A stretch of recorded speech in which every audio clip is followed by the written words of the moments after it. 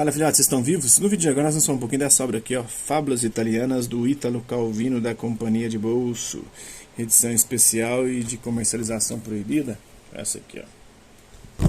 Em 1954, o editor Giulio Einaudi decidiu publicar uma antologia de fábulas italianas que pudesse ser comparada às coletâneas francesa e alemã, já clássicas de Perrault e dos irmãos Grimm.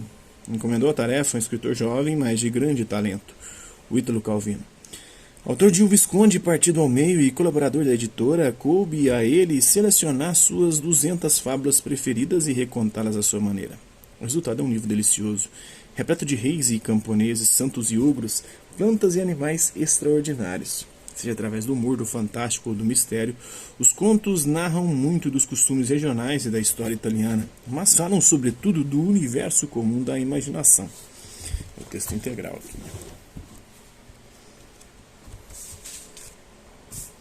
Vamos lá, um pouquinho da introdução, uma viagem entre as fábulas.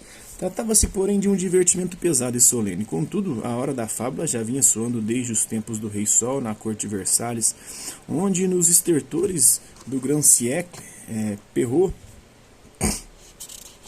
Charles Perrault inventara um gênero e finalmente recriara no papel um equivalente rebuscado daquela simplicidade tão popular por meio da qual a fábula se perpetuara de boca em boca até então. O gênero tornou-se moda, desnaturando-se. Aristocratas e précieux passaram a transcrever e inventar fábulas. Floreada e edulcorada nos 41 volumes do Cabinet de Fé, a fábula prosperou e morreu na literatura francesa, com um sabor de jogo de fantasia elegante, temperado por simétrica racionalidade cartesiana. Ressurgiu pesada e truculenta no alvorecer do século XIX na literatura romântica alemã como criação anônima do Volksgeist, do espírito do povo, com uma antiguidade ancestral que continha cores de uma idade média atemporal por obra dos irmãos Grimm. O culto patriótico da poesia popular difundiu-se entre os literatos da Europa. Tomazeu pesquisou os cantos toscanos, cursos gregos e líricos, porém as novelines, como eram chamadas as fábulas entre nós no século XIX, aguardaram em vão que surgisse entre nós românticos o seu descobridor.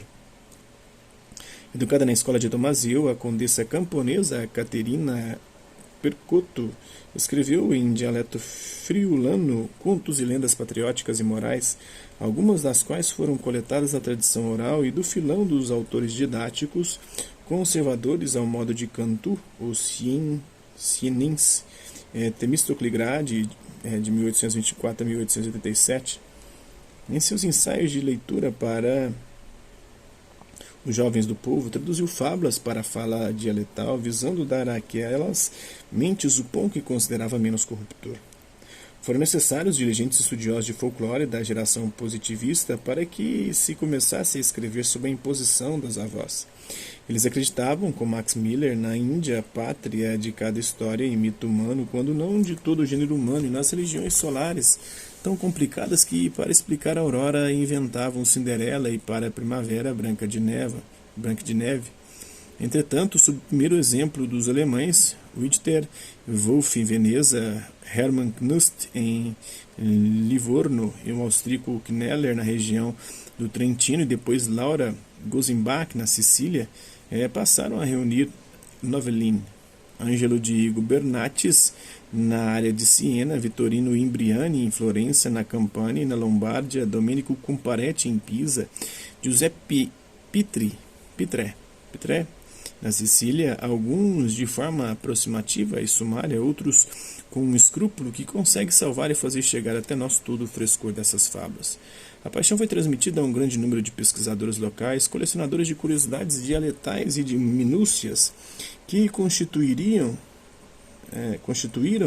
a rede dos correspondentes das revistas de arquivo folclórico, o Giambattista Basili de Luigi Molinaro del Chiaro em Nápoles, Archivio per lo Studio delle Tradizioni Popolari de Pitrè,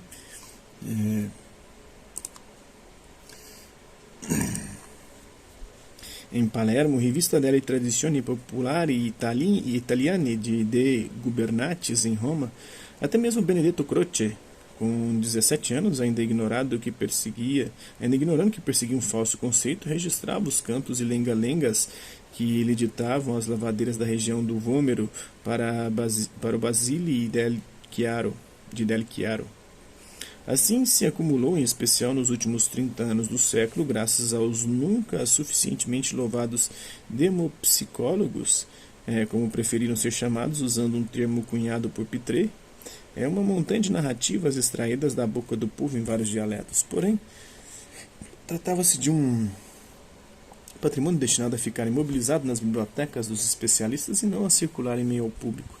Não surgiu um Grimm italiano, embora já em 1875, como Paretti houvesse tentado uma antologia geral de várias regiões, publicando na coleção, dirigida por ele por d'Ancona, dos Canti e Racconti del Popolo Italiano, um volume de novelle popolari italiane, e prometendo 2 outros que não saíram.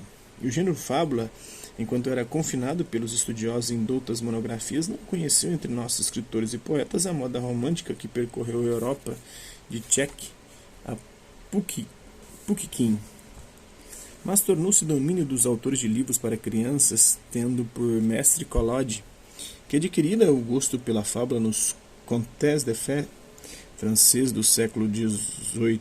Eventualmente, algum escritor ilustre tentou o livro de contos populares para crianças.